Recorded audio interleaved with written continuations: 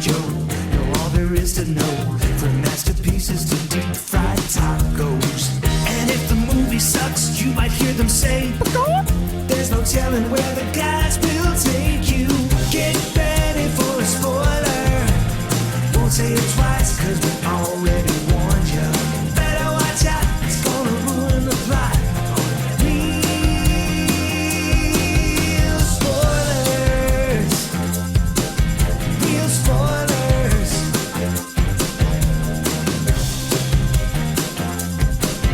Real spoilers. Broadcasting from the O'Keefe Institute for Advanced Film Snarkitude. This is Real Spoilers, episode 702, Jaws. Things look different here. Did he redecorate? Tom's much better at doing those intros. I will give you that. You'd think that after all the Patreon episodes that I could figure that stuff out, but I can't. Oh, you're not. You're all thrown off now. I know. Obviously, Tom has decided to go on vacation, so I have to step in and do the little intro. Hope it's not too bad. Sorry, Tom. Well, Tom's out to sea, so he is. what better That's movie true. to That's cover? true. It is. It's funny. Well, we'll get into it. All right. Yeah. Don't forget, rate, review, subscribe, all that good stuff. Tom will do the double League of Show Shares when he gets back. And don't forget, go to facebook.com/Real Spoilers to join the page. And then don't forget about the group, the League of Show Shares. Obviously, you know all that good stuff. Let's go around the table real quick. This is Kevin. This is Joe. And we are joined by our special guest, Matt Reedy. Hello, this is Matt Reedy. who I think is pretty funny. Kevin and I are both on video, and Matt has informed us he is not video appropriate. Well, I don't can even put it on, but I'm in a dingy basement. You know, we don't share the video. It's not like the video is going to be used. So you say. It's That's pretty. It's okay. Matt. Don't feel bad. I'm also in a basement. So, yeah. But Joe's always camera ready. Sometimes I'm wearing a shirt. Sometimes I'm not wearing pants. I don't. Well, it depends. I thought you usually Donald Duck it. Isn't that how it works? That's exactly how I do it. That's how I did it last week. My wife said, "Did you record in your underwear?" I was like, "Yeah." What are they? They're looking at my shoulders. Yeah, I'm not gonna stand up and just like walk around.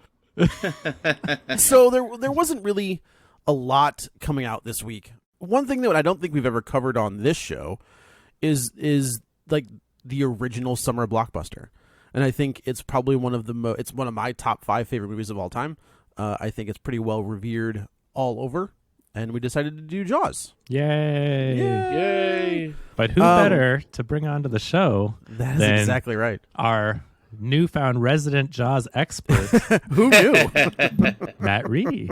I wouldn't say I was an expert, but I will say I have watched this movie more times than any other movie. Do you think you've bought it more than any other movie? No. I think I've only bought it a couple times. That's Terminator 2. Okay. Terminator 2 automatically gets the win for most releases.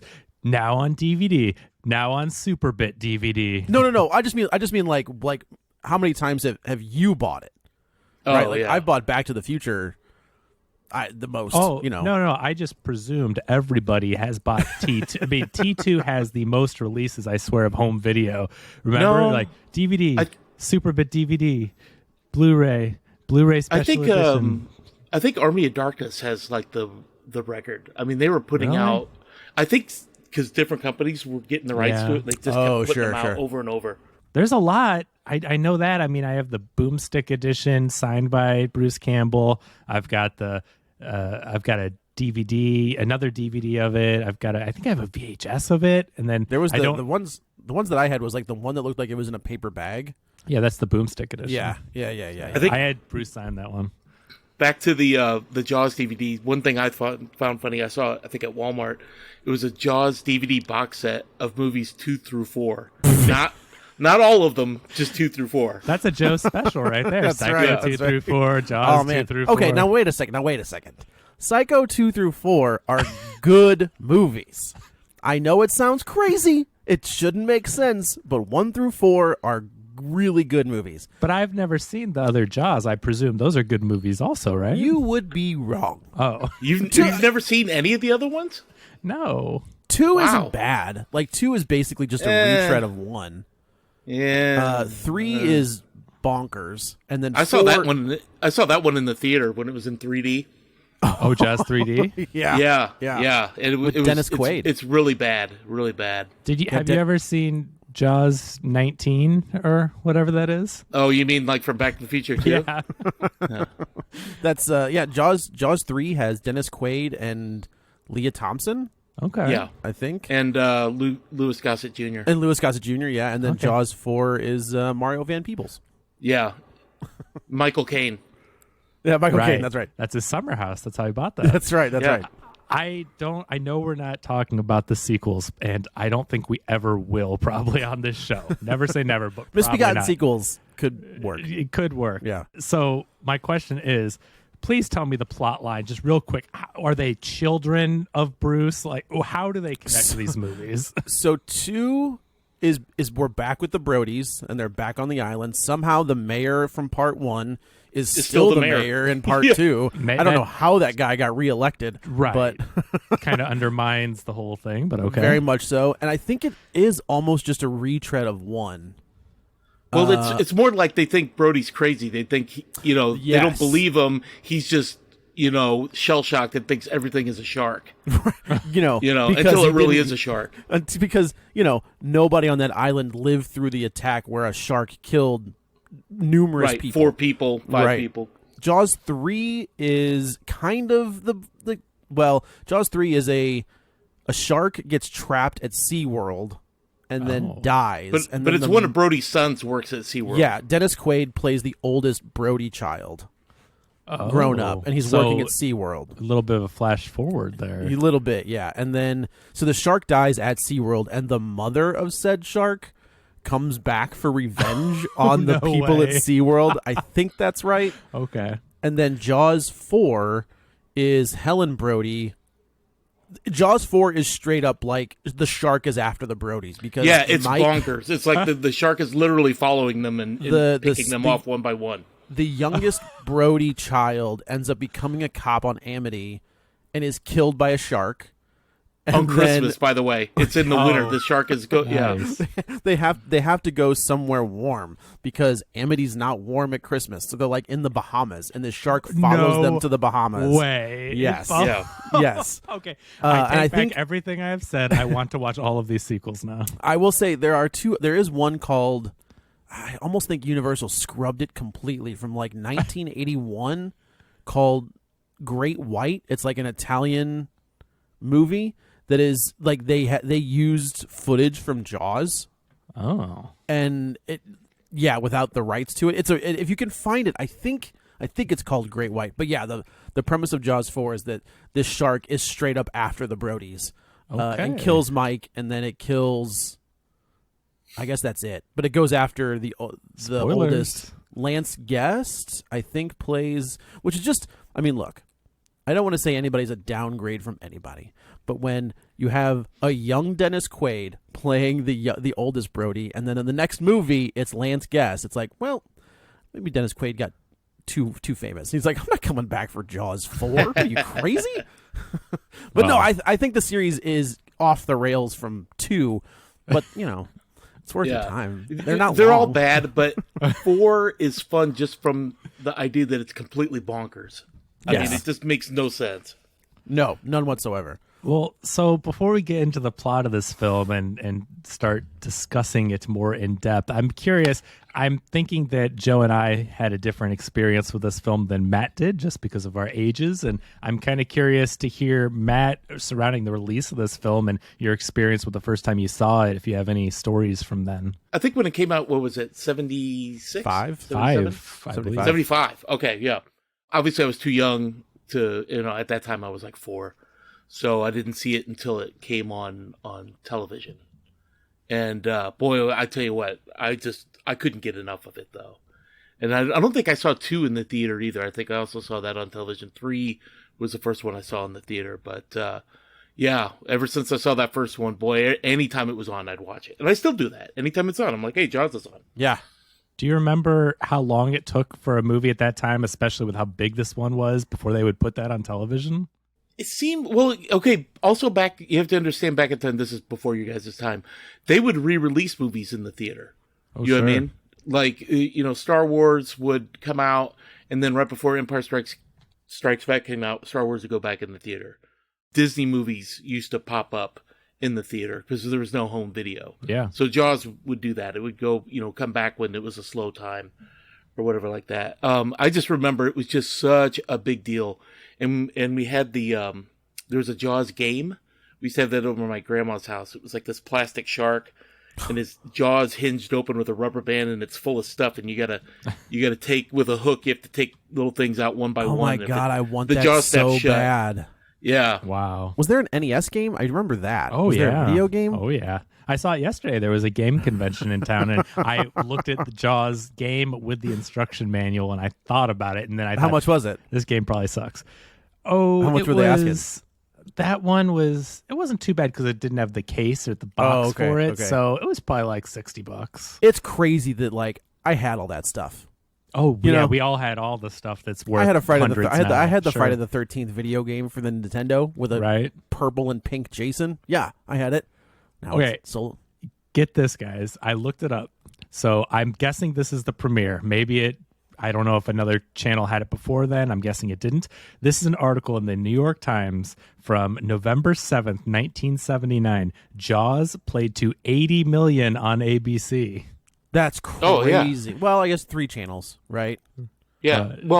3 networks, but then there's UHF channels and stuff. Sure. But yes. reaching an average of 57% of the national television audience. Half of the country was like, well, Jaws is on. More than half of the people with right. television sets watch Jaws. That is and more than likely I was one of those people at that time. Yeah, that is unbelievable. But they used to make events out of that. And Joe probably knows this, but when they would show the first Superman, they would stretch it out over 2 nights. They would extend it. I have that on Blu-ray. It had scenes that you didn't see in the theater, and they turned it into kind of like a mini-series. Yeah, that's incredible though. Those numbers that we always talk about when there were only a few channels and how they would debut to these huge numbers. It is unreal that they lived in a time where you could get that much of the country to tune into the same thing. You think about it, this is before VCR, so if you wanted to watch it, you had to tune in right then. So that's why they get all these viewers, because they're like, well, this is my only chance. Right. And I saw something like 1980. I'm looking at the home video release. Jaws was released on MCA video cassette in 1980 and then re-released not until 1987, where it also had a Laserdisc release. And then Universal released it on home video in 91, more Laserdiscs, DVD for the first time in 2000, because DVD was around 98 when that first came out. So in 2000. But that was the home video release schedule. So they had a good 5 years without even a VHS. And then at that time, wouldn't the VHS have been like $100 or something crazy? Easily. Yeah, like $80. Yeah. So people weren't running out necessarily to buy it. So I bet it had a lot of TV time throughout the years before home video really took off. There was a Saturday morning. I've talked about this before on Channel 11. RoboCop, Jaws, like all of that stuff. Like we're just on channel, which was it's a local channel here. And they would do movies after cartoons on Saturday afternoons. You'd get 3 movies, and then you'd get like 2 good ones, and then like 1 not good one. Like there's like the last one at the end was like, no, I'm not watching that. But your first 2, you might get like Dirty Harry, or you might RoboCop, or Jaws was Superman 2, not 1, but 2. So you would get that. I thought you were going to say they made a Saturday morning cartoon of Jaws, because they were doing it too. Wouldn't surprise me. They might as well have. They made one of RoboCop. They made one of Rambo. Right? Yeah. Oh, it was Toxic Avenger. Hilarious. The toys that they would want to sell for these R-rated movies, because they made good toys. Oh, yeah, big time. Just to go on back off of that, what do you remember the first time you saw this? And did it have an effect on you? Because to this day, I don't like being in water where I can't see my feet. Oh, yikes. So I never saw this movie as a kid. I saw this movie much later. Are you serious? Yeah, I just was never, it was one of those movies, one of those blind spots, how sometimes as kids you think, oh, everyone's seen, like I never watched The Goonies as a kid. So it had a different effect on me when I saw it as an adult, where I'm like, yeah, no offense to anyone who's nostalgic for it, but so everybody. Watching The Goonies is the first time for an adult. It's just like, another Spielberg-esque production. Oh, big time. So that didn't have the same effect on me, and I'm trying to think what's the other big one that I never saw. It was Goonies, Monster Squad. Well, definitely Monster. It definitely didn't have the nostalgia for Monster Squad. Gremlins? Gremlins I watched. Gremlins I loved the first 2 Gremlins movies. So, but Jaws was not one I ever saw on VHS. Didn't watch until Blu-ray much later on. It was a big blind spot for me. My love of Steven Spielberg comes from Jurassic Park. That's my number 1 of his. It's just so interesting. Matt, do you remember, do you know where your, Spielberg, it has to start at the, I mean this with all due respect. It has to start at the beginning for you, right? With Spielberg? Oh, you mean Duel? Yeah, that's Yeah, exactly what I remember seeing that on TV all the time. They always used to show Duel. It is just interesting to see, the 3 generational differences Well, for Spielberg. They were big. They were big. All of his movies were really big when I was a kid. Like Jaws was a big movie. I didn't see that one in the theater. But Raiders, oh my God, that was a huge movie. Saw that. E.T., you couldn't escape that. That was everywhere. Well, yeah, just to clarify, my first Spielberg was E.T. I just mean that a lot of people say, oh, Jaws is such a masterpiece and it's my favorite and all this. But I fell in love with Jurassic Park with it being released later. But yeah, E.T. was certainly the first Spielberg I saw and had that on VHS with the green flip cover over the tape spot, all that good stuff. But yeah, I just so Jaws escaped me for a long time, and when I finally saw it for the first time, I was like, yeah, this movie's great. I really see what people love about it and what they talk about it. Would I rate it higher than Jurassic Park? I would not. I don't think, my gosh. No, I think Jurassic Park is a masterpiece. It's so good. It's just so good. And while I really, really like Jaws, I think it's well written. There's great performances, really good cast in it. But having watched them in the reverse order, so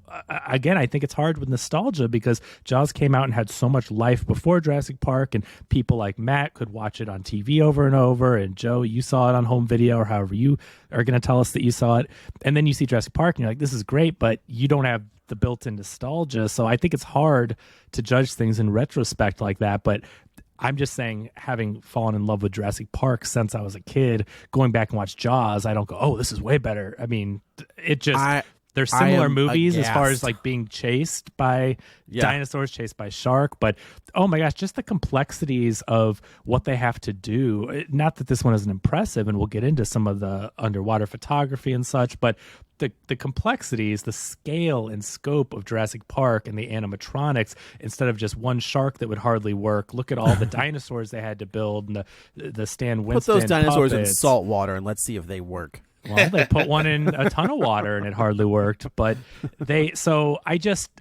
really appreciate and respect Jurassic Park. So again, not a knock on Jaws, and we're going to get into it. But just from where I came from, I don't think seeing them in the reverse order, it didn't bump Jurassic Park out. I am flabbergasted, and I say that because I think this is to your point, Kevin. To me, this is a perfect movie. There's nothing you can change. There's nothing. I think that you are invested in every single character. Quint is one of the greatest characters ever. Robert Shaw is so good in this role. He is amazing, and I think phenomenal. Brody is the quintessential dad. No, he's Brody. Quint's the other guy. No, I know that. But and there are pieces of this book that I'm glad that they took out. There's a whole piece of this book where Hooper is having an affair with Helen Brody. Oh, why? And it's in the book. Maybe that's just how Block wrote the book, and I'm glad that they took that out. There's another part with the mayor owes money to loan sharks or something like that. Oh my gosh. Is it really? Yeah, something like that. Something weird like that. And then the only other big change I can remember, I read that book when I was a kid, but the only other big change I can remember is Hooper gets killed. Yes, Hooper Brody's dies. the only survivor at the end. Yeah.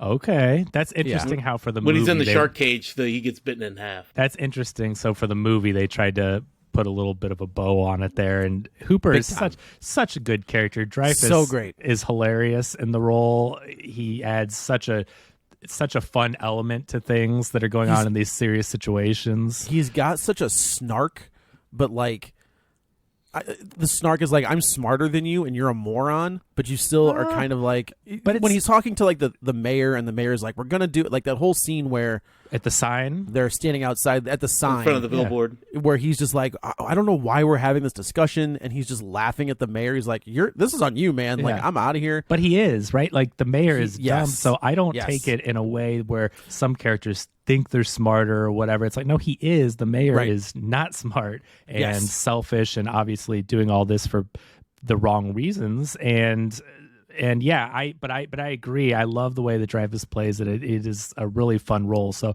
I'm glad they had him live. Unfortunately, they had him live to not show up in any sequels, right? He's not in those sequels. No. I think this is peak. Well, this is right before like peak Dreyfuss. Yeah. Like I think this is kind of like his career kind of takes off from here. And he had Close Encounters right after this. It was like a 1-2. Yeah, and they weren't going to get him back. They barely got Roy Scheider back for 2. Yeah. Roy Scheider did a movie called Blue Steel, I think, so that he couldn't do 3. Like, he scheduled it strategically, so they're like, we're doing Jaws 3. He's like, nope, sorry, I'm over here doing this helicopter movie, can't do it. Oh, you mean Blue Thunder? Blue Thunder, yeah. I was going to say, is that the Derek Zoolander biopic? I think there is one called. No, it's pretty bad. It's like a super helicopter thing. The helicopter's the shark. Yeah. And they're just like, just get Roy Scheider. And he was like, okay, as long as I don't do that Jaws 3.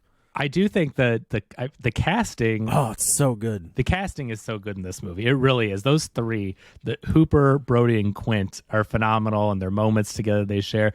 But I also wanted to say, watching the film and then thinking about Jurassic Park, it's like, well, yeah, they got Spielberg to do Jurassic Park. Sure. With all the dinosaurs hunting the people. It's in hindsight, it's the perfect choice, knowing what he did with this movie and how he could magnify that and put it onto a bigger scale.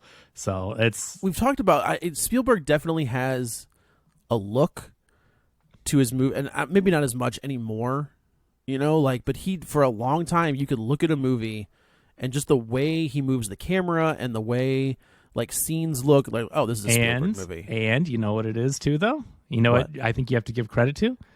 John Williams. For sure. Oh, when you put Spielberg's camera work, like in this movie, for instance, where I never have really appreciated the Jaws score because when I watched it before, I wasn't really thinking about that. But there's more to it than that theme. All we think about is the theme, but when they're out to sea, the score by John Williams is really evocative about the horrors of being out on the water and not knowing where the shark is and all those little things and the happier moments and the quiet moments. So I was listening more for the score on this rewatch, and I had only seen it a couple times before, but I was paying attention to those little things. Part of it was the camera work, but then I was watching it while that score was playing, and I go, that's what feels like Spielberg, is the John Williams score with the way he moves the camera. And then sometimes the light, the way that the camera will pass by and light will be shining a certain way or go behind an object and the light is covered and then revealed. The way he moves the camera like that, I think that's all is that perfect Spielberg-esque imagery. You know what's kind of amazing about the score is I can't think of any other that you know exactly what it is with 2 notes. That's true. No, I mean, all it needs is that dun dun, and then you know exactly what it is. You can have nothing else, and you know exactly what it is. If you cut out, I mean, maybe the beginning of the Halloween score is close. If it started off doo-doo, you might be able to. But you're right, though, because it doesn't have to play the rest, or it doesn't. It has those 2 notes right there. You're right. It is incredible how iconic that became, especially for someone who didn't grow up with it, right? Like, I didn't grow up with the movie, but I knew that theme. Everyone, sure. It transcends the zeitgeist. It just becomes common knowledge for anyone, whether you're a film buff or a Jaws fan or whatnot. So you're right. It is incredible. And just thinking back on John Williams' career, man. Well, I was just going to ask that. Like, is there another composer that has had as many bangers, if you will, to their name, right? So you've got Morricone. That's fair, but like, can you, if you were to hear, I don't think on the level of John Williams, right? So you're going to have Jaws, Harry Potter, Superman, Indiana Jones, Star Wars. I mean, that's just those the 5 right there are the biggest properties in the world ever. I mean, I was thinking maybe Danny Elfman, Alan Silvestri. Elfman, Hans Zimmer, maybe, but Hans Zimmer up there. I mean, especially with his as work far as with Lion. we're just going recognizable. Of course, with Lion King, True Romance, kind of transcending the Nolan stuff. But he's done a lot of work outside of that, so I could see that. Did he do Blade Runner 20? No. Oh, you mean the sequel? Yeah, I maybe might have done that one as well. But the other one is who's the other big one that we're forgetting? Giacchino. Michael Giacchino. Oh, sure. Coming out, yeah. He's but he is. But like, I'm just thinking, like, you hear that Harry Potter theme, you hear Superman, you hear Star Wars, you hear hands down. Immediately. Iconic themes. Elfman, I think, is on his. I think Elfman's number 2 on his tails because of Batman, because of Spider-Man, Beetlejuice. Those are also iconic themes. But you're right, like the Justice League. Zack Snyder's The Justice League. Yeah. There are composers that have done great, phenomenal work. Like the others, like, I mean, Sylvester with Back to the Future, but he doesn't have. Can I tell you that I thought that was John Williams up until like 10 years ago? Sure, right? Yeah, I had no idea. Somebody was like, "That's not John Williams." I'm like, "What are you talking about?" Because you just naturally assume it's a Spielberg movie. Spielberg, it must be John Williams. Exactly. Spielberg production, and it has that. It does have that little. How do you even describe that? Not being a music guy, that little twinkle part of the song. Exactly, you know what I'm saying? That high note or whatever. That reminds you of a Spielberg type. I remember having a conversation with Brian about. Oh, is that which Brian? The one you think it is. Okay. About the Avengers theme and how when in Avengers 1 that theme wasn't that impressive. It was fine. It was good, right? But by the time you get to Endgame and they hit you with portals, which is the name of like when everybody starts showing back up and they're gonna and like that theme is incredible. Yeah, and that's like, Sylvester. It is Sylvester. Yeah, that's. But yeah, the fact that it was like from part 1, you're like, all right, it's doable. Well, because then they get to it's the nostalgia, it's the Rocky theme. They've planted it. Right. They've used it so much where when you first heard it, it was fine, it was serviceable, it was a good theme. Right. But now they've planted it in these different movies, and then by the time you get to Endgame, it has payoff. Just like in Creed, when you hear the Rocky theme, they don't hit you with it right for about away. 2 seconds. But there's payoff to it. Yeah. Right. So we'll just get into it.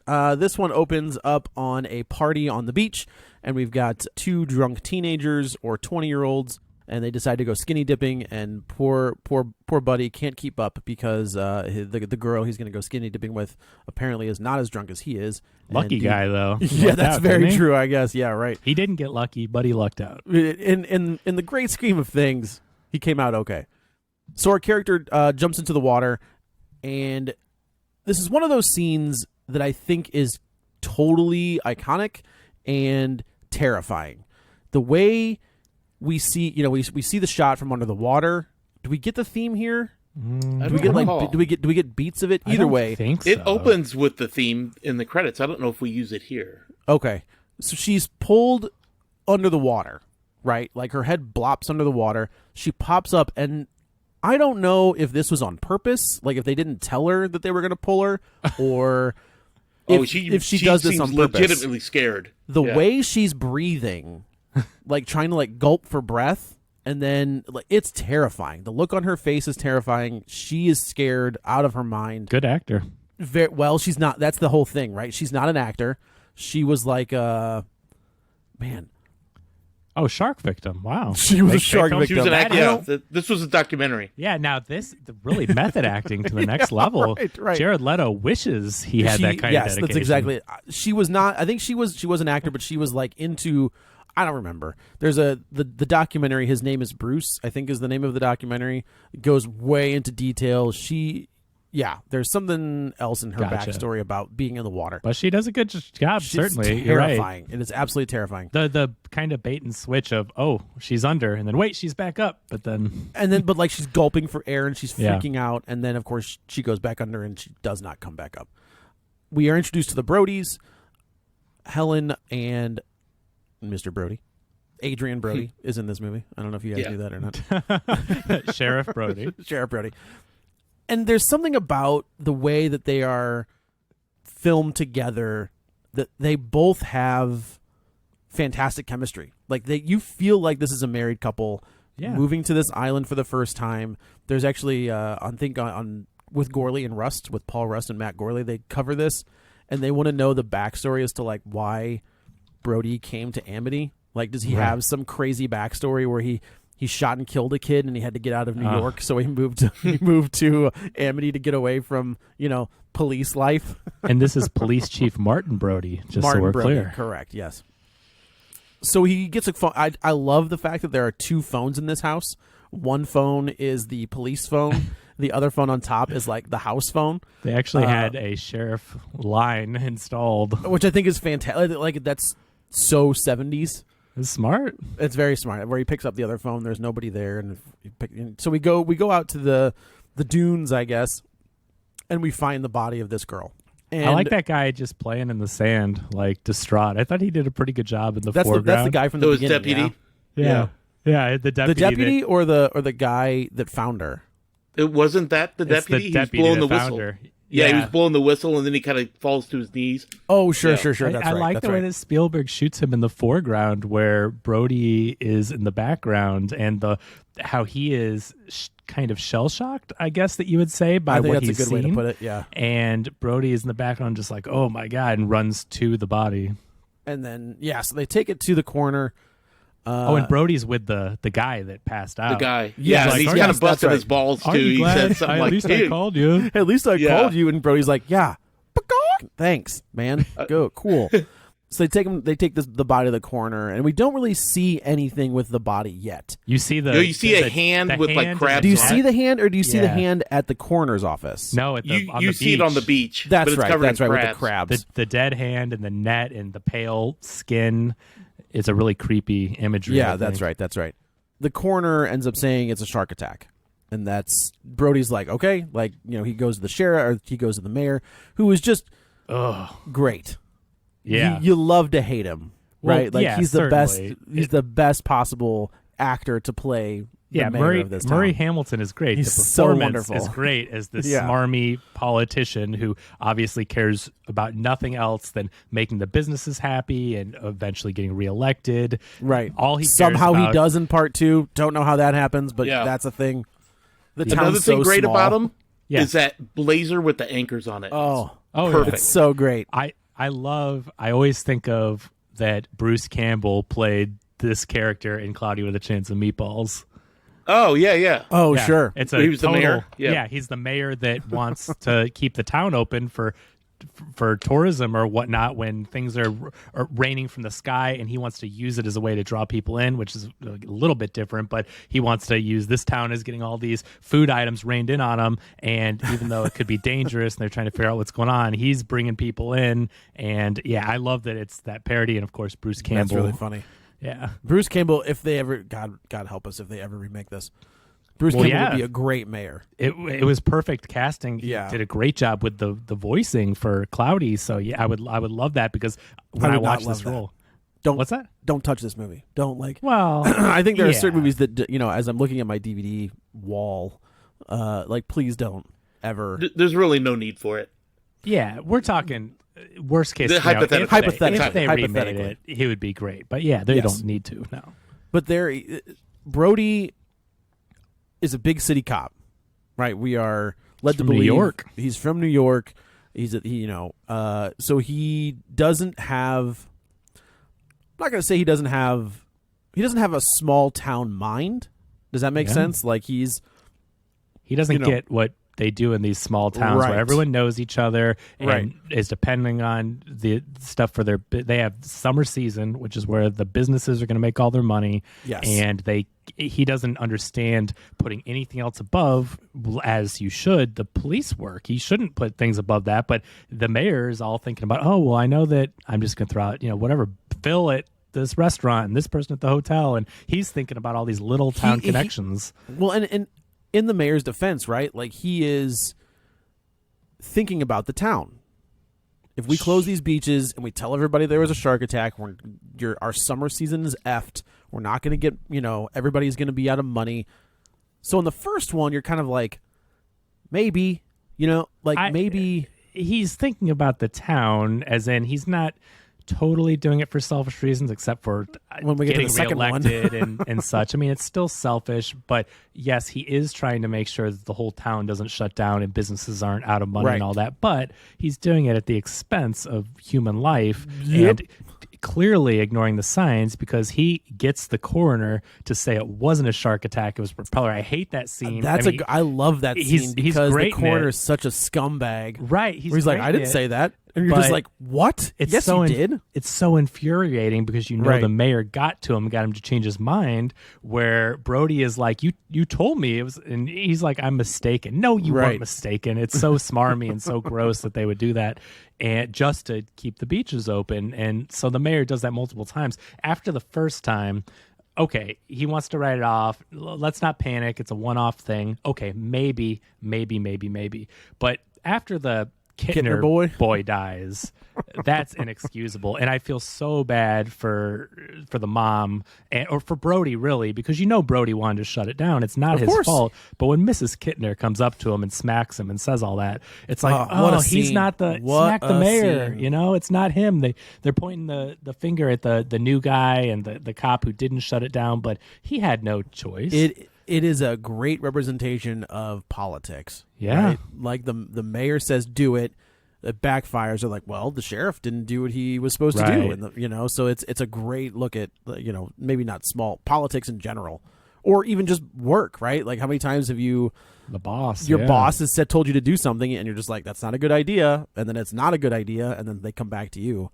But if it goes well, who gets the credit? Absolutely. And Scheider, his performance throughout the entire film is great, but especially in this scene, you can see how hurt he is in his face, and then the following scene when he's talking to his wife, you can see how distraught he is over this because he was upset with the first death of the woman who died, right. and so to have that kind of guilt that comes later on when all the people go into the water the next day, and like we said, the Kittner boy is out there in the water. And is this real quick before?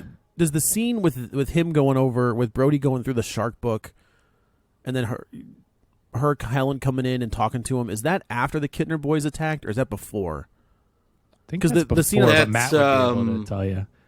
I think that's after. Is it? I'm trying to remember. It was the only reason I ask is because there's I was thinking of it is after because she said something about. He's mad about the son being in the boat, and she says he'll probably never get in the water again after today. Meaning this whole little scene right here. I think I just watched Poltergeist again for in a little bit, and there's a scene in that where Craig T. Nelson and the woman who plays his wife, Jo Beth Williams, are sitting in their bed, and they're both smoking weed, and they're people, right? They're just two people who are married who love each other, and they're just having this conversation. That seems very natural, and of course, Spielberg may or may not have directed most of Poltergeist, but we don't, so there's the scene here. The scenes between the two of them are really, really good, and I especially like that one when she's in his lap and he's distraught, and she says, "You want to fool around? You want to get drunk and fool around?" He's like, "Yeah." It feels so natural between the two of them. That's the scene where it really clicked for me. Like, this is a real married couple. It feels like it. But I also like that there's the scene where the kid's in the boat, and he's like, get out of the boat, and she's like, just let him be. And then she looks at the picture of the shark attacking the boat, and she's like, you get out of that boat right now. Like, it's just there's comedic beats that I think that aren't forced. They're natural. They're natural comedic beats that I think are wonderful. And I like how she backs up Brody. She's like, "Listen to your father." Right. Yeah. So we go to the beach. People are swimming, and Brody doesn't really want his kids to get in the water.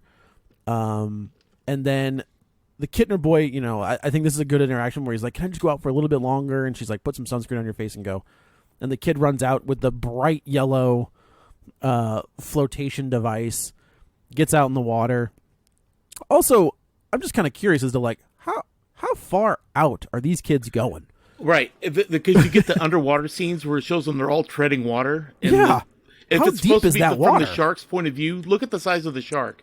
I was thinking. And if he's that low underneath of him, it must be like a sheer drop off. You must walk 3 foot off the beach and it just goes down into a trench. Right, that's exactly it. Also, they were out there treading water for a long time. Long time. That's pretty tiring. Oh yeah, and look at how whenever someone gets attacked and they blow the whistle and get everyone back, it takes them a minute to swim back. Well, what's great about that scene on the beach is he's focused at looking at the water, and he's got all these people yakking in his ear the whole time. Bugging him. This is where you get the. It's so stressful. Is this JJ's production company? Oh, what? Bad Hat Harry. Bad Hat Harry. Oh, that's where it comes from. Yeah. That's okay. some It's bad JJ though. It's JJ though, right? That's whose it is. Well, he's bad robot. No. I think it's Bryan Singer. Oh. Ooh. Yeah. Oh. Yikes. No. Yeah. No, Bad Robot is. is That's right. JJ's. That's You're one right. Bad It Hat is Harry. Bryan Singer. That's why we don't hear that Yikes. anymore. Yeah. So that, which I think is great. You know, the guy's wearing the goofy hat, and to your point, this is a great scene where Brody's trying to look out into the water, and people keep bugging him, and then out of the corner, like I'm trying to think. Was this that shot with the zoom in background? Oh, that's thing? great, isn't it? It's so such great. a cool shot. But do you see it from Brody's point of view, or do you see it happening? I'm trying to think. You see either way, back and forth. You talk about you see point of view of the shark coming up to the flotation device with the kid on it. Right. You see him screaming, and I think that's when it does the zoom. And then you see it like him. you see everything happening in the water. Right, and other kids are screaming, and then you see kind of like a fountain of blood. And yes, yeah. I think whoa. Oh my gosh, the blood that they use in this movie, especially like you said, the fountain of blood on the Kittner boy, is so crazy. And I can see how that would be absolutely terrifying, especially at this time when you're not seeing a ton of stuff like that. And it's a PG movie, like this is a PG movie, which is bonkers. Oh, Spielberg! Hey, what's he gonna do? There was no. I know, no PG-13, and it didn't raise to the level of rated R. Well, it would have. There's a scene in a second that they had to cut because it was going to get a rated R rating. That's what I mean, though. Spielberg, the man responsible for the PG-13, for the PG-13, with all his yeah, antics. right. So obviously, in a heartbreaking scene, all of the kids are back at the beach. We see Mrs. Kittner kind of looking for her son, and then we see just like bloody water and pieces of the yellow floaty come floating back in, and we know that poor Kittner boy is not to be found. So they're putting up a reward for this shark, and then I think she does, right? Like Miss Kittner puts she up. does, yeah, she does, and we get that introduction to Quint, and this is such a great God, introduction. He's so good. Robert Shaw in this role, he plays the perfect old sailor, old fisherman, wise old loony. His sayings are just so crazy, and his performance, he seems so off, but also so expert in what he does that no one else can do as good as he can. It's a really great performance. Yeah, he is he's amazing. Apparently he was drunk a lot. Oh, those shots they were taking weren't water. No, but I don't know if it was this scene or the scene on the boat where he gives the speech, and apparently on one day he was so drunk that they just, it was bad. He came in the next day to Spielberg and was like, let me do that again. And then, and I can't remember if it was this scene or the one on the boat where he's talking about the USS in Indianapolis. Okay. But it was one of those two scenes. And then you get the performance that you get in this movie. But he basically, it's like, yeah, I'll find him for 3,000. I'll kill him for 10,000. Right. And no one bites on that, pun intended. But all these fishermen are attracted to try to take down this shark. But clearly they're all doing it haphazardly. They're all trying to pass on the boats. Oh my God. It's ridiculous. It's crazy that we get both introductions this quickly, right? Like, so you get Quint at the town meeting, and then you get Hooper. Is coming in after. All these morons are trying to jump in the boat, and you get a pretty good idea of Hooper's character, where he's like, "Hey man, you can't put that many people in that boat." And they're like, "Nah, get out of here, city boy." That's why the screenplay is so well regarded and studied by film students, because it is a perfect screenplay. It's so tight. It does not have downtime. It introduces the characters so well, right? Like one after another, you get an introduction to who these characters are. There's no fat on this script. No. It just keeps going. And it's a 2-hour movie, and it does not feel like a 2-hour movie. No, it really does move at a great pace. There's no lull in it. Yeah. No. By the way, this scene with everybody, showing up to hunt the shark, there's a little bit that cracks me up every time. Is the harbor master comes out, sees everybody, but he's just pouring himself a bowl of Rice Krispies. He's doing nothing. That's his job. He's the harbor master. He should be controlling all this, and he's just sitting there smoking a corncob pipe and eating breakfast. There's that guy, and then there's the deputy, where Brody's like, get out there and do something. These are your people. You know He's these- like, no, yeah. they're not. They're I don't from know. Rhode Island or Massachusetts. Like, these aren't my people. Yeah, it's great. And there's nobody doing what they should do except for Brody. And Brody is the new guy in town. So Right. he has so little power, even though he's the sheriff, but the respect is what he lacks from people. And so they're kind of just walking all over him and doing their thing. And then we get the scene where the guys on the dock are trying to get Bruce and he swims away with the dock. And then I think that's Godzilla. Godzilla 98 Yeah. is what I thought about when I saw that. But the iconography, the way that the terror that is struck into you when you see the dock coming back, that is such a great visual for not seeing the shark, but knowing the dock is attached to him, and it goes out and it comes back in as the guy's trying to swim to safety. I thought that was one of the most stressful And they use moments. that later with the barrels. You know what I Sure, mean? exactly. You don't have to see the shark. You know where it's there because you see the barrels moving. But That's the ingenuity of, to me, that's one of the things I love about like 70s and 80s filmmaking is you have these ideas, right? Like the idea was we're going to show this shark as much as we can. We're going to build this massive mechanical shark. It works in a pool. And as soon as we put it in the salt water, that shark says, nope, I'm not working. So they have to MacGyver it. They have to figure out a way to get this shark to work. And I think if you see this shark as much as they wanted to, this movie isn't as effective. Right, No, you lose all the It's not as tension. good. They lucked into it, and it really is amazing because if you would have seen the shark right away, it wouldn't have mattered. It would have been just another monster movie. But they build up the tension and the horror of what you don't see, and you imagine how big is this thing? It's doing all this crazy stuff. We never see it. And this scene is tense because you just see a dock and you see a guy swimming for his life, and it's getting closer and closer. All of that is terrifying and effective. So it's amazing how he lucked out with the shark not working, because when you do see it, it's like, crap, there it is. Yeah, right. So, of course, all of these townsfolk, they think they've caught the shark. They string it up.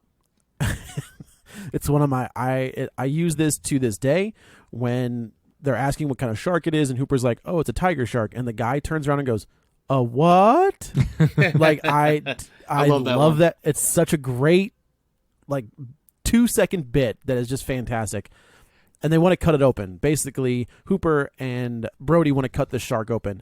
And I think the mayor has a good point. He's like, I'm not going to cut that shark open if this is the shark, and have that Kittner boy come tumbling out on the dock. And I was like, that's fair. That's a fair, as a human being, I'm like, that's a fair thing If to he not want to even happen. really thinks, if he actually believes that, he wants that to be and wants people to think it is, but does he really think that's Maybe, it? but I think it's don't a know. legitimate, I think it's a he just- legitimate reason. Yeah, I think he really wanted that to be the shark, and in his mind, that was a pretty big shark, so it made sense, I guess.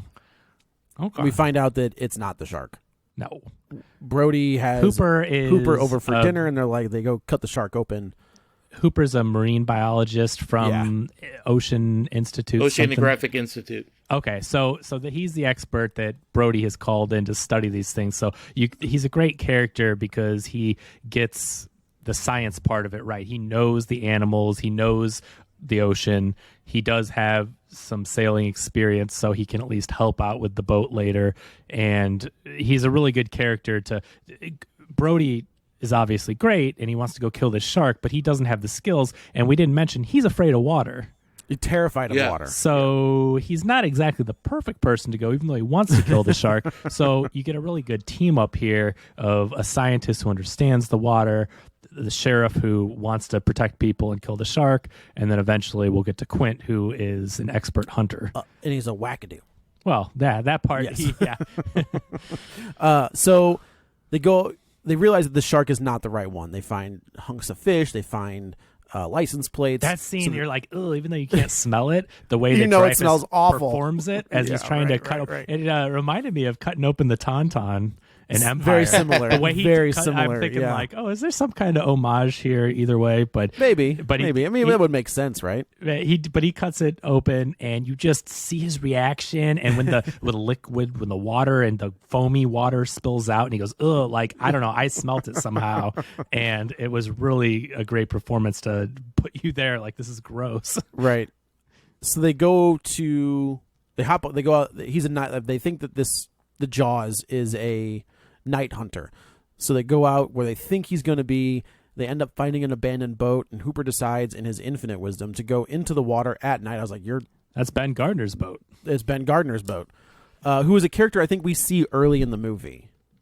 I think we see him somewhere. I'm sure we do. Earlier. Yeah. Well, in that scene at the harbor when everybody says he's amongst them. Yeah. And this scene is Terrifying? horrific. It is. It's out of a horror movie. It is. This is so gross and so scary. When you see the dead body, Hooper just goes down to investigate. He wants to basically find evidence. It's not a body.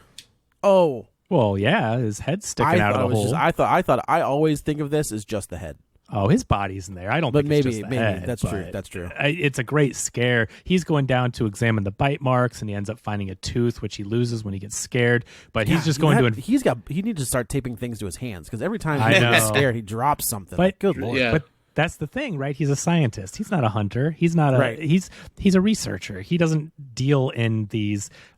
He's looking at the aftermath of things. He's not dealing with the in the action. So it's great because I mean, he's a great character. He's a good person. He's knowledgeable. But man, when it comes to doing this stuff, and he eventually gets some strength later on, but it's still he's not perfect at it, right? So like that's why the three of them together make such a great team because they work as a unit with all their specialties. Yeah, exactly. But seeing that head though, that gross head with like seaweed coming out of the eye socket. Ugh. There's a worm. Is it a worm? Okay. Yeah. I couldn't tell if it was like one of those little plants or whatever, but okay, it was gross. Whatever it was waving in the water is the dead body. Yeah. So Brody and Hooper go back to the mayor. They're like, look, this is not the shark. We've got this thing out there. We have to close the beaches. Oh, but do you have the tooth? Because they're like, okay, this is something that cracks me up about that scene. He doesn't have the tooth, but they have Ben Gardner's boat with his corpse in it. Isn't that better proof than a tooth? Well, I think it is, but the mayor is basically like trying to find any reason he can to. Right. This is that scene that I was talking about where they're at the front of the Amityville or not Amityville, Amity sign. With the shark, the fin on it and all that good stuff. Yeah, he's looking for any excuse to ignore them, even though they're both like, no, we've seen it. We've seen the damage. We've seen the tooth. We clearly know 2 people have died. That shark is still out there. Is it 3 at this point? Has the guy that was next to the kids in the pond died at this point? No, that's next. Okay. So, well, technically 3. You've got the girl, then you've got the Kittner boy, and then Ben Gardner. Ben Gardner. Oh, so true. Ben Gardner. so far. Yeah, and then especially, I mean, so yeah, he knows that. And also, if you want to count the dog, Pippet. Oh, Pippet. Yeah, poor Pippet. Rest in peace. Rest in peace. So we go to the beach. But the mayor's more concerned about the graffiti on the sign. That's the point. Yes, where it's like, you find them, you string them up by their boots. Dude, and I was like, by their Buster Browns. By their Buster Browns. Yeah. Oh, he has a great line too, where he says to Dreyfuss, he goes, "You'd like to prove that, wouldn't you? Get your name in the National Geographic." Yeah, that's true. I forgot he said that. That's right. So we go to the beach. I think this is fantastic, where nobody's going in the water, and this is the weird part, right? So the sheriff is worried. Not the sheriff. The mayor is worried about closing the beaches, and Brody acquiesces, and they don't close the beaches. The beaches are open. People just aren't getting in the water, and it's like, why does it matter if people get in the water? So he walks up to like one of the old patrons of the town. He's like, why aren't you getting in the water? And the guy's like, nah, I just put sunscreen on. Yeah. I don't know. He's like, why don't you go ahead and go out there? And it's like, why does it matter if they're in the water? Who cares? The beaches are open. I guess they just want to see people having fun. Maybe they'll leave early if they're. I guess. I also found it funny that how many people came in on that ferry to not go in the water. That's a lot. Oh my gosh! There was. I like that little montage of the people coming in. I'm like, holy crap! Is a little town like that really going to get that much tourism? It just seemed like maybe it so did back many then, people, right? Yeah, like, it was a spot. Yeah, summer area in that part of the country. Yeah. I guess I was like, wow, that is a ton for a little town. By the way, the couple that he goes to and says, "Take your kids out in the water," type thing. Here's something I find really odd about the movie. Look at the differences. Most of the adults are really old, and they The have little ages, kids. yeah. And this is across the board. Mrs. Kittner looks old. The Brodies, maybe that they're on the bubble, but there's a lot of them. Most of the parents seem really old. Martin Brody looks old. That's what I think. Helen Brody looks like, she could be the mother of two. Yeah. Two boys. They're probably the most normal. Well, I think Brody looks a little bit old. I think Brody may have. Yeah, but I was funny. I was talking to Tom about this because I watched a video about people were basically saying, why do people look so old in the olden days? Like, some of these people aren't as old as you even think they are. And it has to do with the way they dress. And now, so far removed from it, we know that's how old people dress, but younger people, that was just the way they dressed, and they never changed throughout the years. It's a really interesting thing. And it also has to do with medicine and the stuff people eat. There's a lot of that as well. But I get what you're saying. They do look old, but I bet you some of them aren't as old. That's what a younger or middle-aged person looked like. That's probably true, back then. And it's a really weird mind trick. There's a whole YouTube video on it. I need to find it because I was going to send it to Tom too. But there's someone that did basically an analysis on that and showed how people would dress. Like, when they were in their 20s, they would dress like we would think an old person would dress, but they were only 20. And they never stopped dressing like a quote-unquote old person would dress. And, they never changed their style of clothes with the times. And so when you look back, they automatically, there's something subconsciously like, oh, they're old, but not back then they weren't. Yeah. That's interesting. Well, everybody, you're right, Matt. There is not a single young person to be seen, with the exception of, like, Brody's cop buddy. Yeah, right? He's like probably the youngest guy on the island. He has to be. Maybe maybe the grandparents are watching their kids for the maybe, summer. It's all their yeah, right. So once people on the beach see people go out into the water, everybody floods the water, and we've got helicopters over, we've got lifeguards, we've got boats. Here's the other thing: why don't they just put up, like, don't go past this line? You know what I mean? Yeah, I mean, I don't know. That's kind of hard to do with a huge beach, and I don't know. But they had it. Like the scene when we see everybody gets, basically there's two kids who, if I were these kids' parents, I would have been livid. Oh man! At this point, when they are floating around with the shark and they freak everybody out, and old people are getting trampled, and people holding babies are getting run over while people are trying to get out of the water. And they're lucky they didn't get shot. They've got 20 guns drawn on them. Here's another thing: they're about the same, close to age as the Kittner boy. That's probably somebody they went to school with. I know. They're making a joke even out of crazier. Oh, those, you could tell that there was like the cool group of kids, and the Kittner boy was on the outskirts of that. It definitely was not. So we should say that the Brody boys want to get in the water.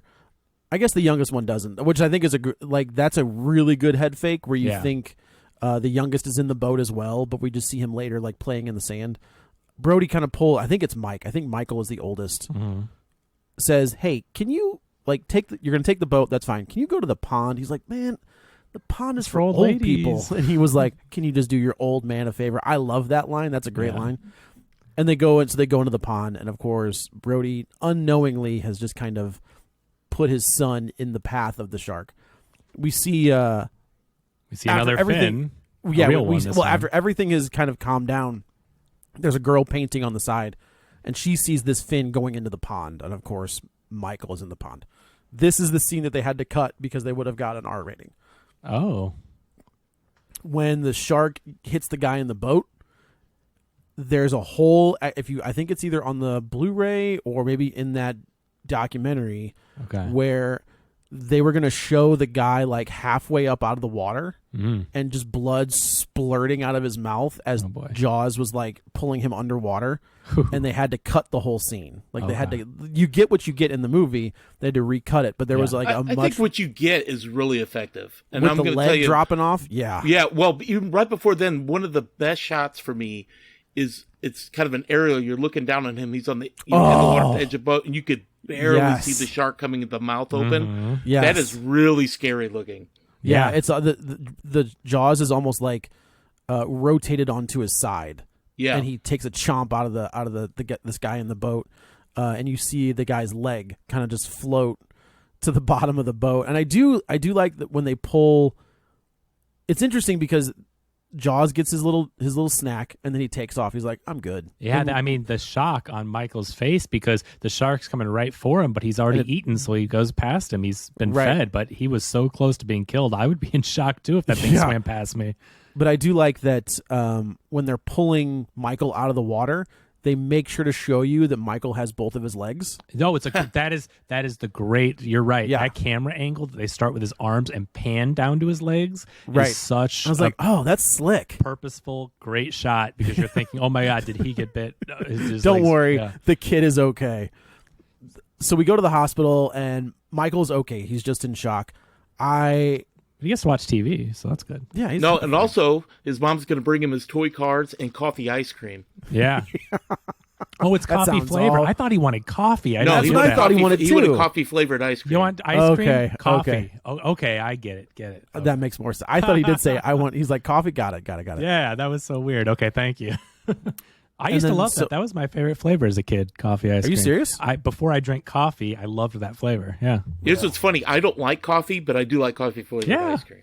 Isn't that interesting? I don't think I've ever had coffee flavored ice cream. They don't sell it as much anymore. I don't hardly ever see it on a menu anywhere, but as a kid, I would always ask for coffee ice cream. Weird. I know. So go to the hospital.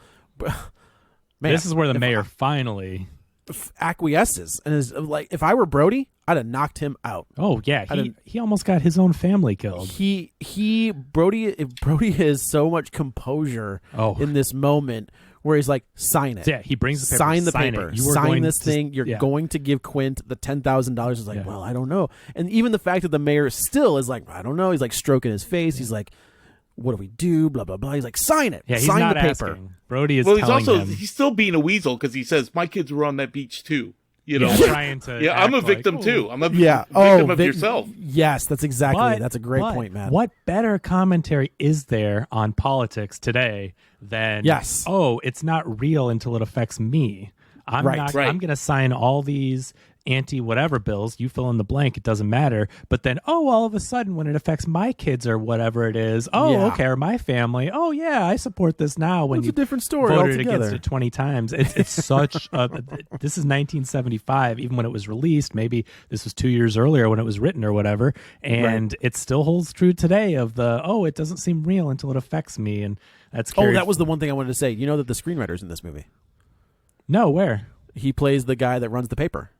Oh, really? Yeah, that's the screenwriter. Now, you mean the Gottlieb, same guy that I think is his did name. The book?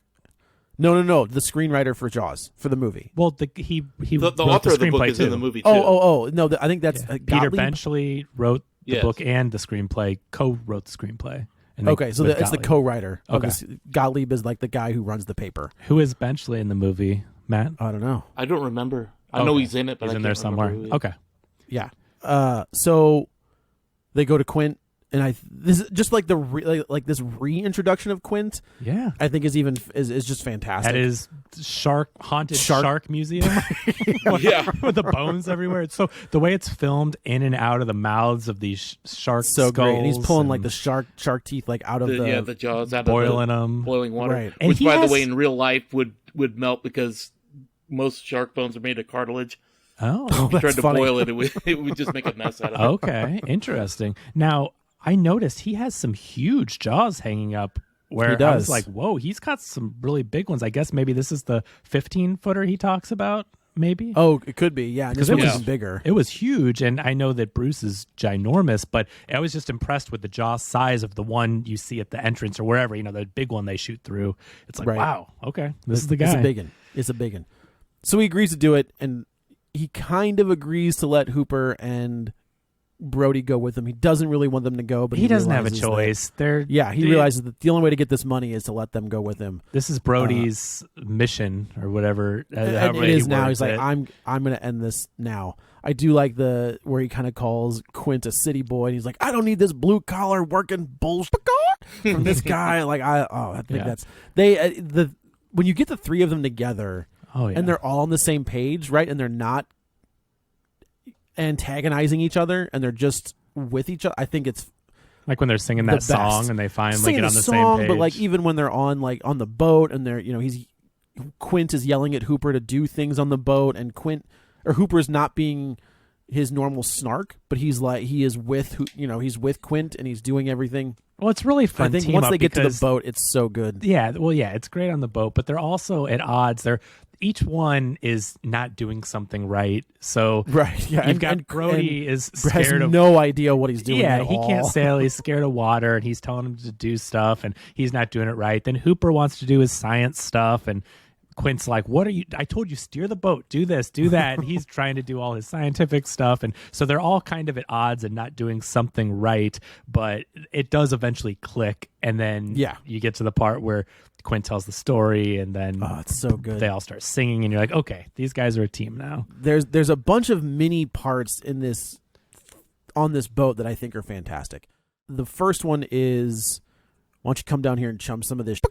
And he's throwing it over he's throwing it over, and then Jaws pops up out of the water. It's a great scene. And I use that as a GIF a lot. Yeah, is him just like standing straight up, like, wait, what? Walks backwards into the cabin, and this is you're gonna one need of the most boat. One of the most iconic lines of all in time, movie history. Yeah, there's another scene where Quint is sitting down, and Hooper or Brody's trying to learn how to tie a knot, and Quint sees the fishing reel click, and he looks at it like it's so slick. He looks at it side eye, and it does it again. He just keeps looking at it. Oh, the silent, unspoken when Quint. Yes, and he puts the shoulder harnesses on, and he picks up the fishing reel and puts it into the little holder. And Hooper's like, I got it, or whatever. And meanwhile, Quint's like, yeah, I'm hooking this shark here. And you can see him like slowly starting to hook things together. Mm-hmm. And he's like, Sheriff, move. And he has to he has Brody like put water on the reel so it doesn't burn and snap.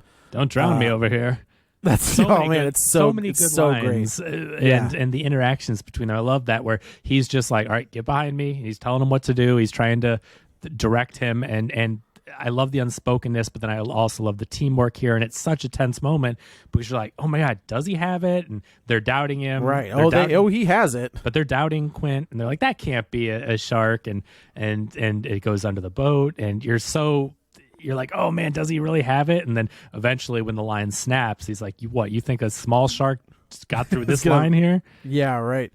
So they figure out that like, if we shoot him with these barrels, he can't go underwater. Like the barrels are too heavy. He'll be fine. Well, again, because they can't show the shark, this is a brilliant way to show you where the shark is. And a brilliant way to show you how big and strong this, what he theorizes is a few tons, 25-foot-long shark can do. He's dragging 1, 2, eventually 3 barrels underwater. 3 barrels underwater, and they didn't think one would be possible or how long you would go under. It wouldn't be long. So their only option at this point, they feel, is to put Hooper in a shark cage. And I do love that Brody's like, he's going to destroy. What are you talking about? Well, this is a terrible idea. Well, we should say Jaws has destroyed the ship at this point. I mean, if we're jumping ahead, the ship is almost hit. The engine is blowing out. They can't even move anywhere. They're out of options. Yeah, it was the salt water got in the engine. Okay. It blew up. We're all the kind of smoke. jumping way ahead. Yeah, on this, I did want to mention one thing. You said so many great scenes on the boat. One I really like is the Quint and Hooper comparing scars, battle wounds. Yeah, but there's a great scene where Brody lifts up his shirt and looks at an appendix scar on his side and kind of changes his mind, kind of puts the shirt back down. I was wondering. He wants to join in, but he knows that an appendix scar isn't really a great story. What if it's not an appendix scar? What if it's a gunshot wound? Oh, maybe. Oh yeah, I didn't even think about that. And he doesn't want to have that conversation. That's why he's in Amity. Oh, I never thought about that. That's pretty good. I don't know. I'm totally I'm totally guessing, but the theory that I've heard is that he took a gunshot wound, and that's why he left New York, was to get out of police work and take an easier life in Amity. Those are both good reads. I like that. Yeah. I wasn't sure because I noticed that moment where he lifted it and didn't say anything like you wanted to join, and I couldn't think of it, and I like both those explanations. I like it. That's a great moment though, because that's when they finally bond. Quint and Hooper at odds the entire time until they're sharing injuries, and then Quint's laughing and joking, and I'll whatever your leg, and you'll here's this. I'll drink to my leg. Yeah, I'll drink to mine. You drink to yours. Yeah, that's the first time you see them actually getting along, and they're starting to become friends and get on the same page. It's a nice moment. Yeah, it is. And then what else, Matt? What else before we get to the other stuff on the boat? Another thing on the boat, and this is just a great shot, is every time they've got to go to the front, they've got to shimmy along the side. Yeah. Mm-hmm. He'll show one of the shoes slipping. Oh, and to me, it's great because it's like, wow, you could fall right off the edge of that boat any moment. Yeah, the tension, especially when it comes to Brody, who's scared of water. You keep thinking, oh my God, is he going to slip? Nope. Chekhov's shoes. That's right. So Hooper has, I don't know what it is. Basically, I guess poison. I guess that's what it is. And he cannot get it. Like, he's got this needle, but he can't get it through the hide of the shark. So what he has to do is, his theory is like, I can get it into if I can get to the inside of his mouth, I can use a get spear. it in there. Right. And the only way they could do that is to put him into the shark cage. And at this point, again, they're out of options because I'm fairly positive. Matt, tell me if this isn't correct, but I'm pretty sure this is when Quint is running the boat at full steam and the engine's all blown out. Yeah. And they even tell him not to do it, and he's blowing him off. And then they're trying to get him to drown himself is what they're trying to do. They're trying to get him into shallow water. Yeah. Right. Exactly. And Quint is Ahab. He's he's transfixed on, this is his white whale, and he's trying to he's blinded by the hunt and trying to get this shark. And so, he's full steam ahead, and clearly it's going to blow out the engines. It eventually does. So now they're kind of just floating there, and he doesn't apologize. He doesn't say it, but you just see the look on Quint's face, and he's like, so tell me about this cage. Are you really think this stuff will work? And it's like, tell me how this science stuff works. He can't admit defeat, but he's like, he finally gives in to Hooper. Okay, tell me. He's dressed, right? Like, he's got his jacket on, he's got his hat on. He looks like a sober version of Quint, where he's just like, oh, okay. And at this point, doesn't he give the other guys life jackets? Yes. No, that's when the boat was sinking. Okay. Oh, maybe that was at that point. I can't remember. It is. The boat's almost. I mean, it's waterlogged. It can't move, and I think he's at this point. He's like, "Here's the life jackets." I like that. It's all those subtle body language actions that are Quint admitting defeat because he's in control. He thinks he's the best of the best. He's going to get this shark, no problems, no worries. And then he tries everything. And then finally, once his hubris gets the best of him, you see him just start acquiescing a little bit, starts handing out the life jackets, he's asking like, Hooper. Right. And then, of course, he doesn't keep one for himself because he made the line. He said the line earlier, he'd never put on a life jacket again. Exactly. I'm sure. like, he hands them out and doesn't put one on, which is a nice visual callback. So they put Hooper into the shark cage, which is just bonkers. There's no way. There's no way I would go into that water in a cage. There's no way. I've seen videos where that does not work out. It's very scary. It's very scary. Where the sharks can crash and bite those things apart. There's one that's terrifying, a real life video. This is probably years back now, but of course you can find it somewhere where the person narrowly escapes. Like the cage is destroyed. You see a camera underwater and they're in there, and they somehow the shark takes the cage and they narrowly escape it, and you're just like terrified for them. And the people on the boat are like, oh my God, it's gone. Like, they think the guy is dead. And then I searched for shark attack on Google last night when I was doing some show prep. And apparently I didn't even watch it, but apparently it was like 3 days old. There was some crazy video of a shark getting the cage. So I don't know. It happens again. The point is that cage is not going to protect you from these huge sharks all the time. Maybe from like a smaller shark. Yeah, maybe, little sharks, but not this sumbitch. Yeah, by the way, speaking of scale, if I have one complaint in this movie, which I consider to be perfect, is during the scene where he's in the cage, the scale of the shark seems to change. It does. They use actual footage of a shark at one point. Yeah, and it doesn't match the thing.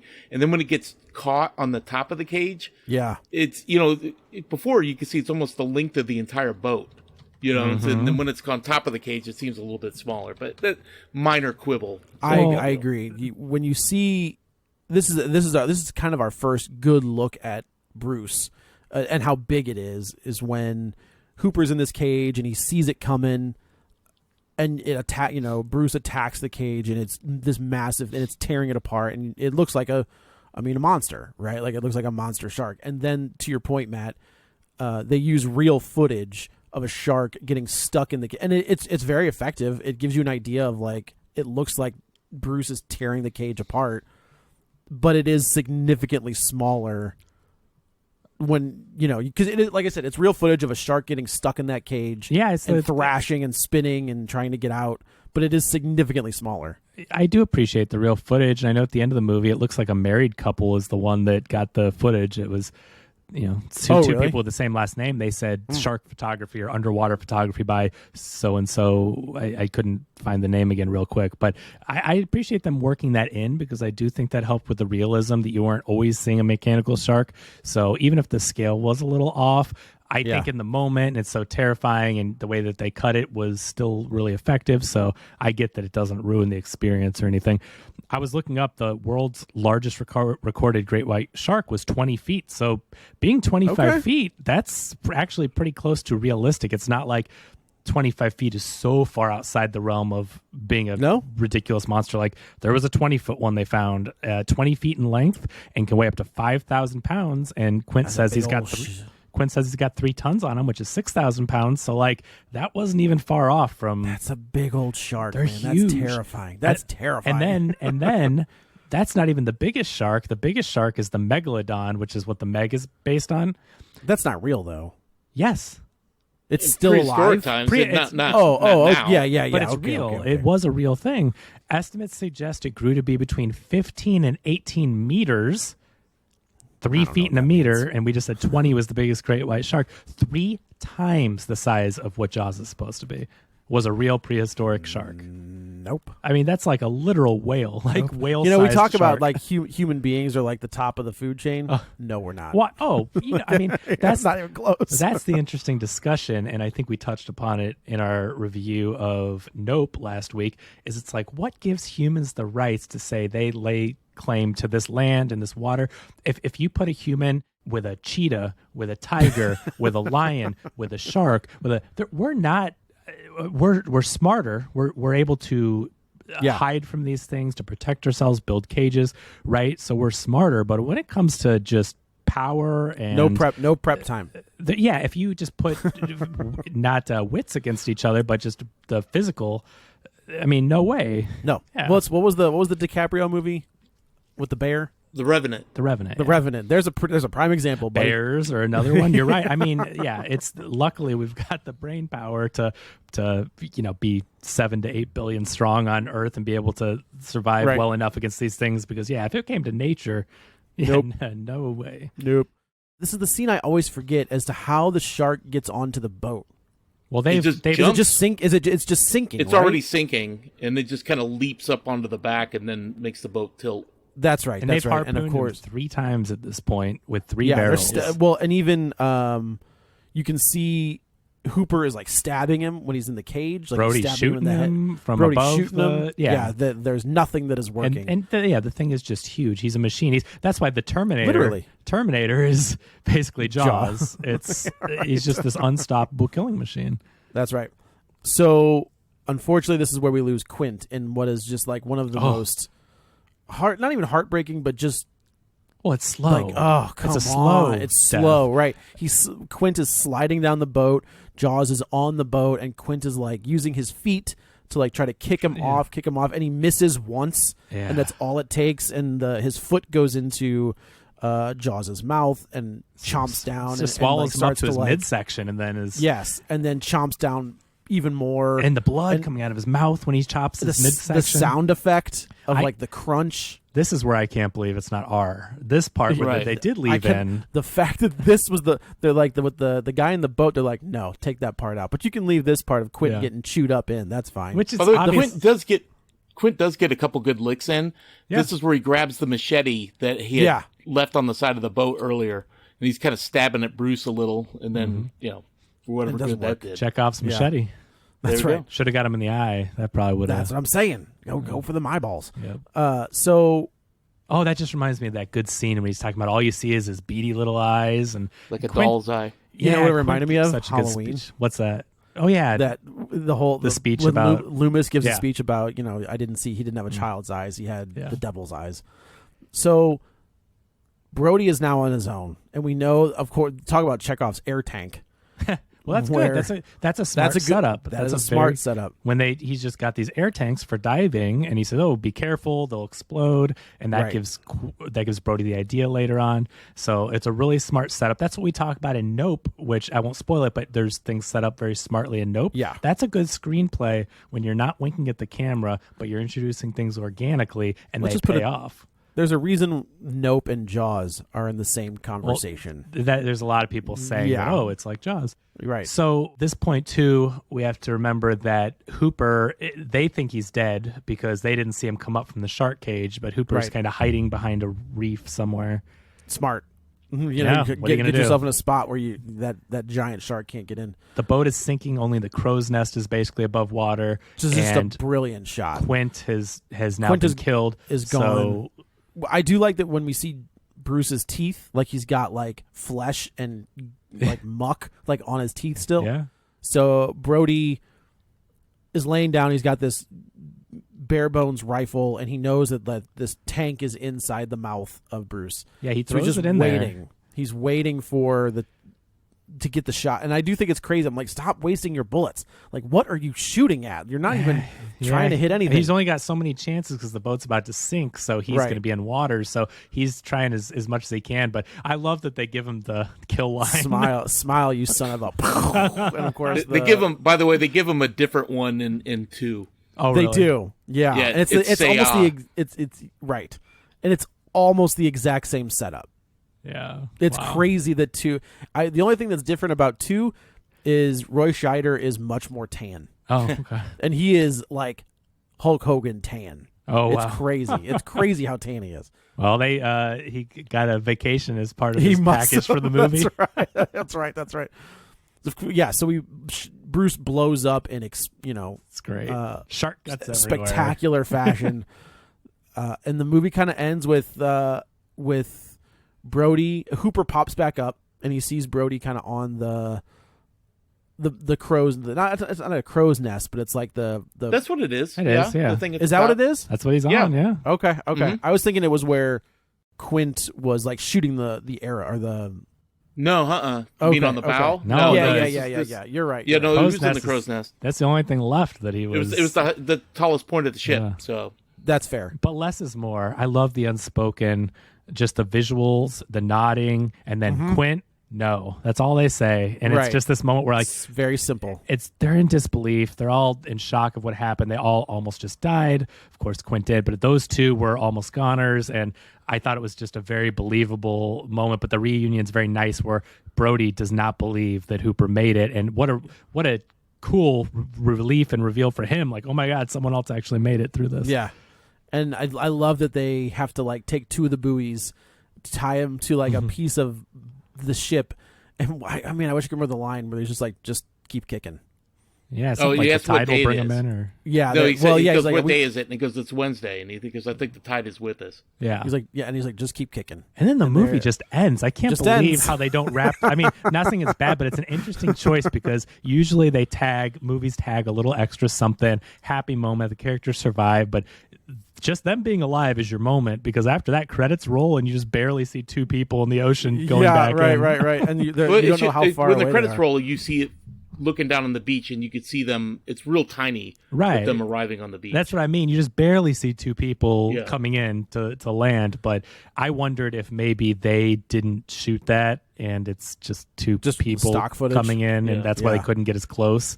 That may have been just a guess. I don't know. Maybe it was a choice just to have them. But you know what I mean? It was so far away, it made me think, I wonder if that's them. But so before we get out of here, do you know what the budget was on this? Do I know what the budget was on this? No, I don't believe so. $9 million. Do you know how much the box office was? I do, because I just looked it up. 200 and something? Oh, I've got it listed here on Wikipedia at 472. Well, they're all counting releases. the times that they brought it back. The re-releases. I'll count it. That to me that counts. Right, $472 million. But you got $260 million is what this thing made on its original release. So that's crazy. And $1975. So it's the fact that this movie cost $9 million with a troubled production. Yeah. It's crazy. It's incredible, and that's obviously one of the reasons why Spielberg became the guy. Obviously, he showed his talent, but he was the guy after this. And adjusted for inflation, this movie sits at number 7 all time, adjusted for inflation. This would be today, I think with all the releases, though, but this would be $1.172 billion. That's crazy. Ooh. So, yeah. I agree with Matt. I think this is one of the greatest films of all time. This is easily top 5 for me. Yeah, me too. It's excellent. I love this movie so much. It's so good. And this is the beginning of the summer blockbuster. This is the movie that kicks off the summer blockbuster craze that I don't even think is really a thing anymore. I feel like blockbusters come out all the time. No, it is. You think so? Yeah, I mean, the past couple years have been weird, because of COVID, but sure, they still have the biggest movies. Well, they've been extending it though, right? It used to be between May and August, and now they keep backing it up to. Yeah, maybe it is. When you have a Marvel movie coming out in February, that's like. I get what you're both saying. I believe it's true. The biggest movies, a lot of them still do come out in summer, but they can release movies in February and March and make as much as some of the biggest blockbusters. So it's getting the lines blurring a bit. They exist, but also it seems like you can release a summer blockbuster any time of the year now. So it's not just relegated where it used to be like, oh my God, this is the biggest movie. It is. You're right. That's what it is. All movies, any event movie that comes out any time of the year is what a blockbuster was just during the summer, right? So it's your superhero movies. Whenever they come out is when you're going to get a blockbuster. A Mission Impossible movie is like that. Top Gun was like that. Anything that lives in that world. In the 90s, it was always a Disney movie. Yeah. That was the big Disney movie came out in the summer. Or you had a Cameron movie, right? Like there was if a James Cameron movie came out, that was like an event. Well, every 12 years when they come out, yeah. I mean, there was Titanic, and then 20 years go later, back even there's further than Avatar. that. You go Terminator 2. Yeah, but I don't think those movies at that point in time were. I'm not saying they weren't big at all. Those were summer blockbusters, but Titanic is and another level. And Avatar became what a Marvel movie is now. Now every Marvel movie is an Avatar. Correct. Correct. That's just every Jurassic World came out and beat that. Like, any big movie that's a blockbuster has the power to be what those were. But at the time, obviously, that was insane for Titanic in '97 to come out, and that is above Jaws. That is, I think 4 or 5. I think I moved off it. Yeah, it is number 5. So Titanic adjusted just barely, but because it came out 20 years later with inflation and everything, but 1.29, so almost 1.3 billion. The Sound of Music, 1.303, barely so edging crazy. that out. That's still up there. I know, but Star Wars 77, 1.629 billion, and I think we all know what number 1 is. You know what it is? That show that toured around in 1930 for a nickel a showing for 10 years it toured. Gone with the Wind. Oh, okay. Yeah, Gone with the Wind. It was like it would just tour around, and showtimes were so cheap, but it toured around for years, and it was so long ago that adjusted for inflation, $1.85 billion. That's hilarious. That's Nothing pretty good. Star Wars for inflation is close, but nowadays it's nothing's like gonna. that's so high up there. I mean, they're getting there though. I think worldwide, I believe these are domestic listings, but worldwide didn't Avatar get close to one? Avatar got close, yeah. 9 or something, yeah. So no, we look forward to more of those. Yeah. So it's a great movie. I see why you guys love it. Again, I really like it too. I think I just don't have the nostalgia of it's really good and I watched this so much as a kid. It's such a great movie, but it can definitely recognize all the screenplay, the score, the cinematography, the horror and the performances. It's a 4th of July tradition. I was just going to say that it's every 4th of July. I have to watch it, no matter what. We do A New Hope and Jaws. Yeah, those are the two for the 4th of July. Perfect. But yeah, it's great. See, I do Jaws and Independence Day. Those are the two I do for 4th of July. Oh yeah, Independence Day is fine, but it's no Jaws or Star Wars. No, it's definitely not. So all right, so we're gonna wrap it up. Once again, let's go around the table. People can tell them where to find each other. This is Kevin. You can follow me on Twitter at KevinRBrackett. This is Joe. You can follow me on the Twitter as well at JoeyButts, BUTTS21. Matt, where can the kids find you? You can find me on Instagram at MattReedy219. Do you have any Jaws artwork? Oh, I got tons. Yes, I thought so. Oh, yeah. I got one. It's like a continuing series where I've done one. I started it with drawing Bruce, but wearing the mayor's oh my jacket. God, it's so good. I've been slowly but surely going through all the characters in the movie. That's fantastic. That's amazing. If you guys haven't seen it yet, I mean, Matt's been on several times and he's a great guest, but he's such a great artist. You really have to check out his stuff on Instagram. And oh, thank you. Oh, really? Yeah, I love your work. He designed the League of Show Shares chicken logo, so definitely check out his stuff, and you will not be upset. He's got all the nerdy pop culture stuff that he does, his artwork, and your brother is a great artist too. He does shirts that end up in Hot Topic all the time. Oh right? yeah, he's got his own line in Hot Topic. Yeah, something in the Reedy blood with artistry. One of the things I didn't mention at the top is our Patreon. Patreon.com/real spoilers. Go there. You can, for $5 a month, you can get all kinds of extra content. Kevin, Matt Basler, and I are actually currently going through the Evil Dead series. So Evil Dead 1 and Evil Dead 2 might be up. Evil Dead 1 for sure is up. $5 a month. There's all kinds of good stuff over on that Patreon. Yeah, I joined just because I wanted to listen to the Batman animated series ones that you guys did. Yeah. Oh man, that's awesome. Yeah. Those are old. Well, yeah, thank you. Yeah. There's fun stuff on there, and more coming.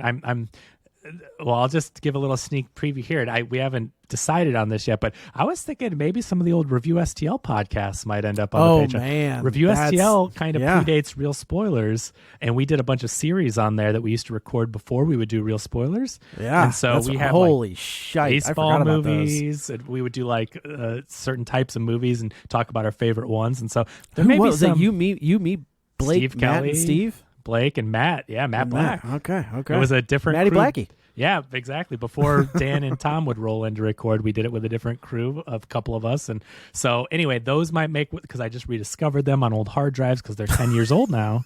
Yeah. So you might get some extra. There's going to be a lot of stuff that we'll try to drop on there when we can, and then all the new stuff. So indeed. So there you go. Bye. That's on Patreon. Spoiler for us? Yeah, this is a Patreon. No, come on, give us a spoiler. Oh my gosh, I wasn't prepared. See, this is what happens when Tom isn't here. Spoil Jaws 4. Michael Caine lives at the end. Get ready for a spoiler. Won't say it twice, 'cause we always